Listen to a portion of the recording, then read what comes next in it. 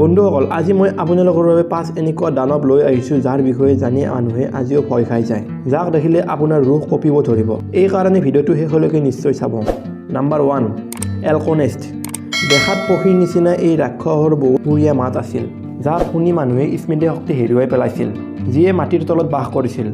আৰু এই সাগৰৰ পাৰত কণী পাৰিছিল আৰু পিছত কোৱা হয় যেতিয়া এলকনেষ্টৰ কণীৰ পৰা পোৱালি বাহিৰ ওলাইছিল তেতিয়া সাগৰত ধুমুহা হৈছিল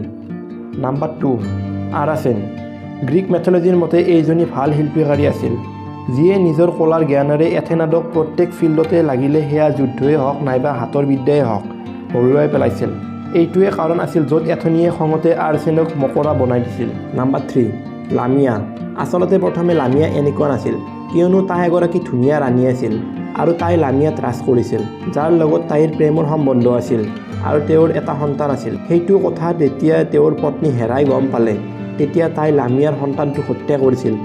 তেতিয়াৰ পৰা লামিয়া ইমান পাগল হৈ গ'ল আৰু তেওঁ সকলো শিশুক মাৰিব আৰম্ভ কৰিলে নাম্বাৰ 4 ডিজিঅ'জনা স্লেভিক মেথলজিৰ মতে এই ৰাক্ষস বহুত ভয়ানক আছিল যিয়ে নদীৰ ওচৰত থাকিছিল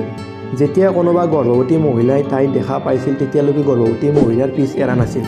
যেতিয়ালৈকে সেই মহিলাৰ সন্তানটোক চুৰ কৰিব পৰা নাছিল আৰু সেই শিশুটোৰ ঠাইত নিজৰ ৰাক্ষস শিশুটো হৈ নিদিয়ে ইয়াৰ ভয়ত মানুহে নদীৰ পাৰত যোৱা বন্ধ কৰিছিল নাম্বাৰ 5 হিমাদ্ৰিদ এই ছোৱালীগৰাকীৰ জন্মই গছত হৈছিল যাৰ বাবে গছডালৰ লগত গাঢ় সম্পৰ্ক হৈছিল